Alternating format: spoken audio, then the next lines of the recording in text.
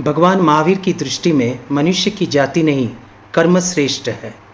भगवान महावीर की धर्मदेशना में एक बात बड़ी व्यवहारिक है, वैज्ञानिक है कि कोई मनुष्य उच्च गति में जन्म ले लेने से महान नहीं माना जा सकता, बल्कि उसके कर्म, उसके द्वारा किए गए उपकार से ही व्यक्ति महान बनता है। भगवान महावीर ने कहा, जो कोई वेद पाठी शुद्ध ज्ञानी आगमों शास्त्रों का पारायण करने वाला हिंसादि 5 पापों का त्यागी है, वही ब्राह्मण है। आत्मार्थ लाभ कमाने वाला दानी, सेवा भावी, सहाय सहयोगी वैश्य है। उसके विपरीत राक्षसी प्रवृत्ति वाला कोई भी जीव क्यों ना हो, वह उच्च कुल में जन्म लेकर भी शूद्र है।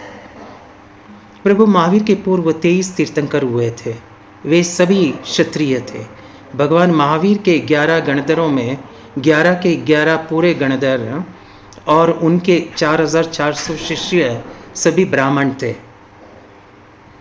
वही आनंद, कामदेव और सकडाल जैसे श्रावक भी थे, जो वाणिक थे, वैश्य थे, उच्च कुल में जन्मे लोग थे।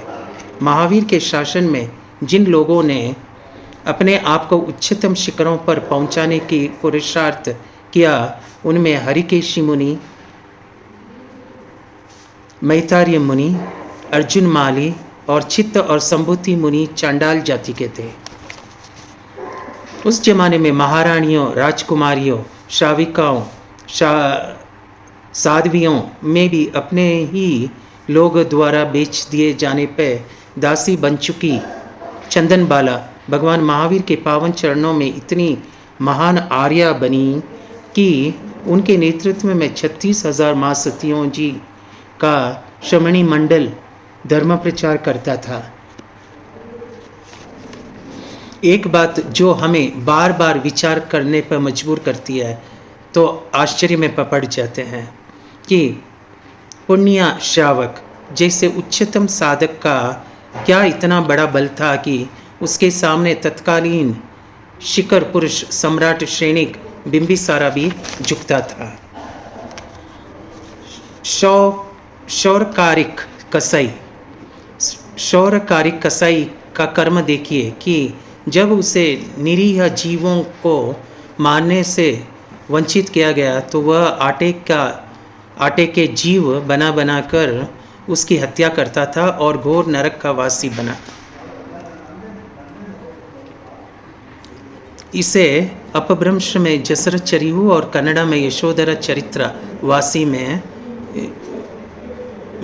उदाहरण है।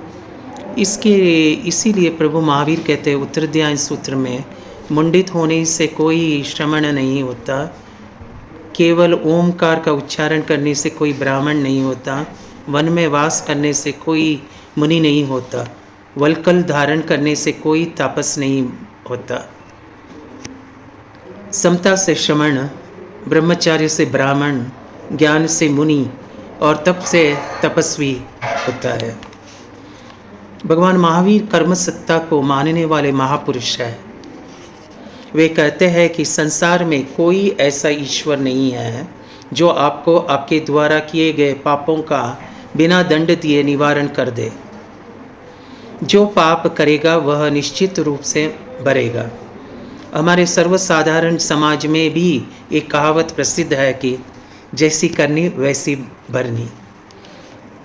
इसीलिए अपने कर्मों पर ध्यान देते हुए वह कर्म करो जो आपकी आत्मा को सुखकार हो। वह कर्म मत करो जो आपकी शांत प्रशांत आत्मा को क्लेश, कषाय, निंदा, प्रशंसा, चोरी चुगली में लिपटा कर नरकगामी बना दे। इति जैनम जयति शास्त्रम्।